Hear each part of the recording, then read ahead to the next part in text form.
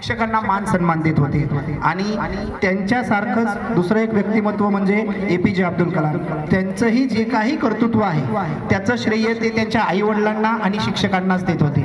मुलांच्या किंवा विद्यार्थ्यांच्या प्रगतीमध्ये आई वडिलांच्या नंतर जर कुणाचा वाटा असेल तर तो सिंहाचा वाटा शिक्षकांचा असतो.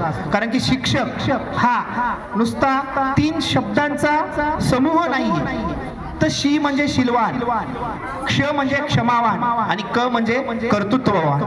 जो तुम्हाला या तिन्ही गुणांनी सर्वगुण संपन्न बनवतो त्याला शिक्षक असं म्हटले जाते. आणि शिक्षक ही एक व्यापक संकल्पना आहे.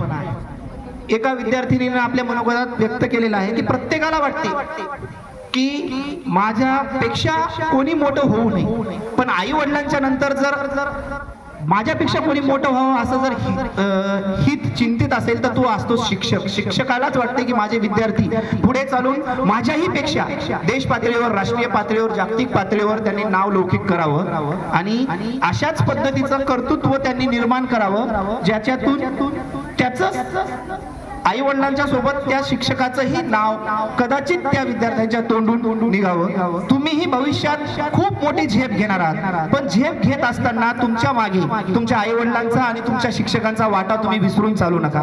शाळेचे छोटी का असेना पण ज्या शाळेने तुम्हाला संस्कार दिलेले आहेत त्या शाळेला भविष्यात विसरू नका.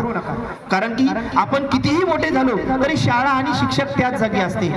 त्यांना मान सन्मानाची नाही तर केवळ आणि केवळ तुमच्या छोट्याशा एका फोनची म्हणा